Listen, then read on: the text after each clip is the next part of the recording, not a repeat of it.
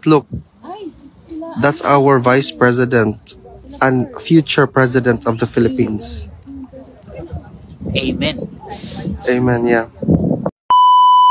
Guys, relax lang tayo pag nandito si VP mamaya ha, para hindi tayo magulo. Para hindi, relax lang talaga, relax lang. Ayaw daw dito da. Ayaw, wala mo lihok ha. Relax lang. Boundary ang kahoy ya. Relax lang ha. Vice! Diri ra ta Vice. Dira ka ba? Diri ra ta pwede. Relax lang, relax. Relax. Diri ra pwede. Okay. Matras tayo. Okay. Relax guys. Police. Atras. Pag-behave ba? Paminota guys. Dali ka, sibo gamay diri ka. Block yung kanilang daanan. Pwede pa tayo matras. Atras. Please lang, please. Lampas ka. Atras gamay. Mukali ako. Atras pa kunti, oy. Relax lang guys. Tagay sa na tog Relax lang, relax. Gamay lang, tagaan na space gamay. Ma'am Maris, sibog tagamay ma'am be. Salamat sa inyong pag-anhiha, pagpakita og suporta kay President Duterte. Gingnan ako siya nga naamo dinhi sa gawas. Onya niingon siya nga ihatag nga na daw niya kuno sa Ginoo kung unsa may mahitabo sa iya ha. Bahala na so be it. Onya nga mensahe sa inyo kinangutan naman kog mensahe niya para sa inyo ha. Kundi lang ta surrender jud ma'am ha. Oo, dili ka mo surrender. Dili ma'am, dili Kamusta na ka, jud mi diri ma'am. Any service nga kaya na mo ma'am. I-fight na to. Love sag ka na mo ma'am. We are also praying for you, not only for tatay kay. When you are okay, tatay is okay. Okay naman siya ma'am. Health-wise, na-istorya na ko ang doktor and na daw sila ginabuhat sa iyahang medications. Dili na daw po kinahanglan ihatag dito sa sulod ang medication kay sila ra kuno ang makalit sa mga tambal. Onya, ang ihalang is ang kaon gihapon, wa gihapoy gana lagi mo kaon so nangayo ko og gatas o prutas available man kuno na sa iyaha ang gatas ug prutas. Okay ra man siya, hindi siya problema ma'am. Ako pod okay ra pod ko. Okay na lang. Love kay ka na mo. Wapag yapon ma'am. Ma'am from Iceland. Guys, kamusta ka God ba? bless you. I've never been. We're always praying. Just visit there, ma'am. I will tour you around. Yes. Ma'am, pa-hold. Oh, Lord, oh. Ma'am, pasensya na ka ma'am. Magpabaga lang jud na ma'am. Pagaksa ko kausa ma'am, pausa ra jud ma'am. Oh, this is my house. Dili na makita ba? Oo. Pwede ta magpa-picture? Yes, ma'am. Madali lang. Relax lang sa ta guys. Kasi Ma'am Inday, gikan pa po Hawaii, Ma'am Inday. Sorry. Asa magkuha mo tindog ko? Di mo ko niya makita po to. Gilang na. Nada rin taga Davao, ma'am. Ma'am, kamusta ka, Betty ma'am? Prado, ma'am. At nakita na sa. Ma'am, kamusta ka ma'am? Karon sa imo ma'am. Okay ra ba ka? okay naman ko, wala mang problema. Ayaw mo kaguol sa ako, ha? Pray man mi sa imo, ma'am. Tulong, sakto ako. Pray me, pilme. Sakto tulong. Hindi ka walay make-up. Love ka sa Cebu ma'am. Love ka na mo mga Cebuano Fresh ma'am. na fresh. Davao, taga Northern Ireland. Ma'am, pwede ba may mangutana ma'am na we heard from Attorney Kaufman na nakompleto na daw kuno ang iyang mga legal team na nadaw kuno isa ka Pilipino. Are you confident na madaog na to ni atong kaso para sa atong former president? Siya na lang siguro imuhang pangutan. Very simple. So kay siya man ang lead counsel. Kagahapon na ako i-interview na isa ka abogada po, nagka-okay na mi, nagkasinabot na mi, okay man siya, maayo man po, unya, karong hapon, pag hapon na meeting, kaya sa interview na mga abogado. Ma'am, laban lang yun, ma'am, ha? Dami para sa inyo. Hindi ka nag-isa, ma'am. Tika, ipaabot ano po ang naman to nangyari kay sa pakikipag-usap niyo po sa co-counsel last night po? Yes, nakausap ko kahapon. Hindi ko na lang sabihin yung mga pangalan nila, no, para hindi na hindi na sila magulo dahil mawala yung kanilang privacy at baka i-bombard sila ng mga tao ng mga tanong. Ibigay na lang natin yung pangalan ni Nicholas Kaufman and then hayaan na natin sila kung gusto nila magpakilala ng ibang mga members ng team.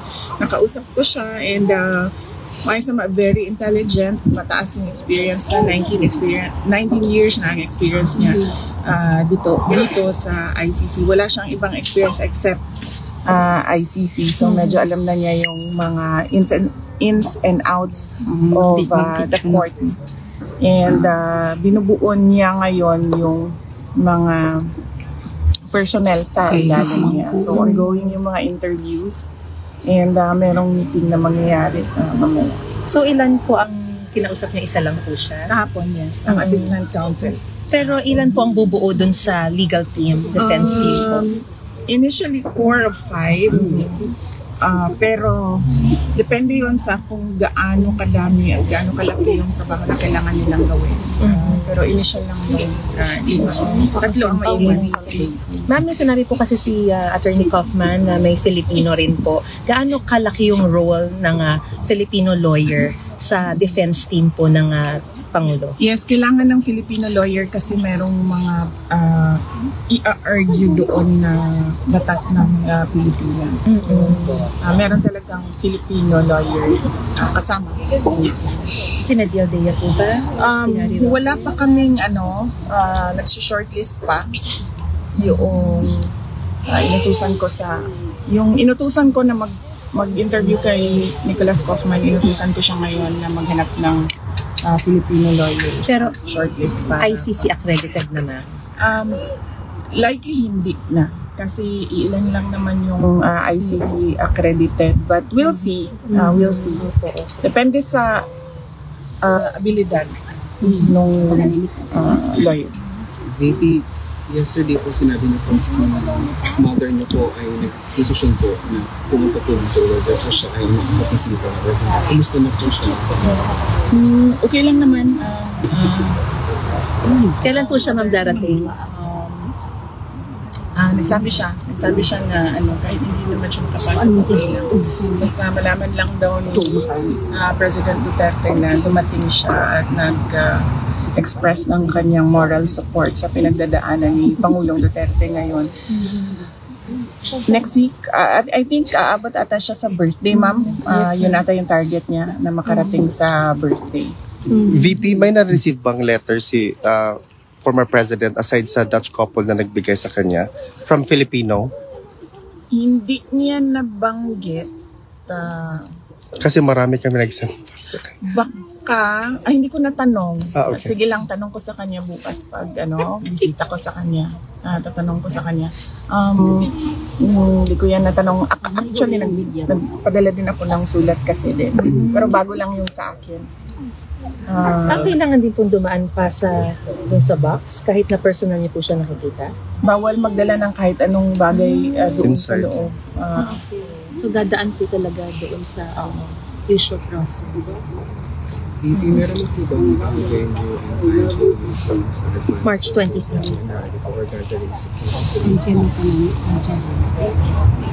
Ang time is 11 a.m. No? Yes, ma'am. Oo, ang time is 11 a.m. Ang venue is The Hague. Hindi ko lang alam saan exactly sa The Hague yung gathering. Yes. Maliit lang naman ata. Announce naman, ma'am. Kaya lang, 6,000 lang daw po yung secret muna. That's Hindi namin inano kasi kami yung kasali kami sa pag-organize, ma'am. Secret sa atin. Ipapapit siya. Pero tahik lang naman. Yeah.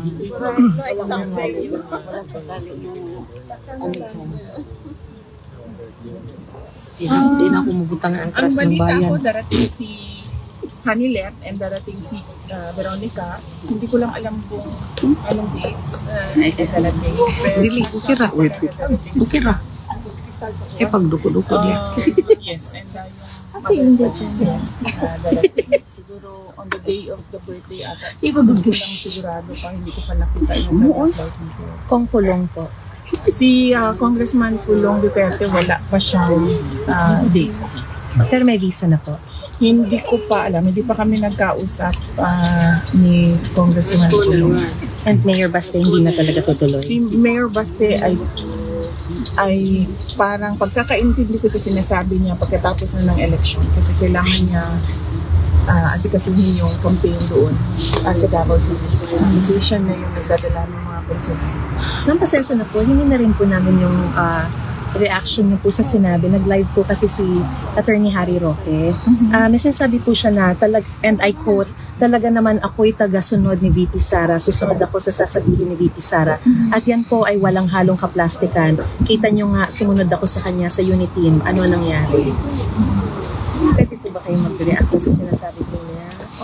Hindi ko anong context ba ito? Oo nga po, baka sumusunod lang po siya sa inyo. Tapos meron din po siya sinabi kasi na minsan natatakot ako sa iyo, VP eh. Kaya minsan may gusto kang gawin sa tingin ko, di ako sang-ayon, di ako makapagsalita. Di ko sasabihin kung ano yan, pero may dalawang bagay na ngayon lang nangyari na sumunod ako sa kanya, pero alam ko na hindi dapat. Meron siyang ganong sa live. Or napapag-usapan niyo po ba ito na? Siguro tanong niyo na lang yung context. Correct. Kung ano yung sinasabi niya. Pero you don't wish to comment on it anymore. Kasi hindi ko alam kung ano yung konteksto ng hindi ko alam kung anong konteksto ng sinasabi niya na may dalawang pangyayari. Hindi ko alam kung ano yung dalawang pangyayari. Siguro mas maganda kung tanong natin siya kung ano yung dalawang pangyayari. Yes, ma'am. Yes, ma'am. BT, Thank you. comment po, kasi regarding po kay Senator Bato, na meron po siyang sinabi na kung sakali pong lalabas yung warrant po para sa kanya, mag-ano po siya, he will go on hiding. Meron po ba kayong comment doon? Well, yung ganyan kasi desisyon niya ng personal decision ng tao ba kung ano yung gusto niyang gawin sa mga kinakaharap niya na problema. Wala na siguro as a person kasi ang prinsipyo ko is kung saan masaya yung kaibigan ko ay kung ano yung desisyon niya, saan siya masaya, komportable doon sa kanyang mga desisyon, susuporta lang Oh, that's true. as a friend. No? Ganun yun sa akin. So, hindi naman niya ako abogado, hindi naman ako kaparte ng kanyang grupo sa mga nag-a-advise sa kanya. So, kung yun yung personal na decision niya as a kaibigan niya, respeto niya. DP, nakausap niyo na rin po ba si E.S. Medialdea? Natanong niyo na po ba kung kamusta na po yung kalagayan niya? Bago ako bumisita dito sa detention center, bumisita ako kay attorney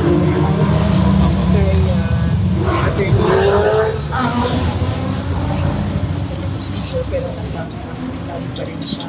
Okay. I think darating na yung next of kin tomorrow. So that is one less worry sa amin. Mag-asikaso sa mga. Ano po yung procedure? Yung po ba yung paglalagay ng stand down? Hindi ko sabi hindi ko alam kung sinabi na niya tanong na lang natin si E.S. Medialdea kung ano yung procedure. Ma'am, nakausap din po namin si Senator Robin kasi ang nabanggit po ni Senator ay may bilin daw po palagi si E.S. Medialdea kasi kahit daw po nakakonfine na siya, kahit daw po nandun sa hospital, ang una pa rin daw po nang inisip si dating Pangulong Duterte. So, nung nakikita niyo po ba si E.S. Medialdea, meron din po ba siyang sinabi sa inyo na bilin? O meron po ba mga gustong ipagawa sa inyo si E.S.? Meron po bang gano'n? Wala siyang bilin sa akin. Napag-usapan lang namin yung kanyang health condition. Yun lang yung and successful naman yung procedure. and then kung ano yung mga advice nila. Okay. Ma'am, question din po sa Pilipinas naman, ma'am. Kasi meron po mga sorties ng PDP na meron daw po na-cancel. So meron po bang impact yung absence ninyo sa Pilipinas, ma'am, dun sa ongoing po na sorties ng PDP? PDP laban, sorry. Wala, kasi hindi naman ako member ng PDP, no? So, hindi ko alam yung schedule nila. So, hindi yung absence ko yung dahilan ng mga cancellations nila. Hindi ko rin alam kung bakit may cancellations.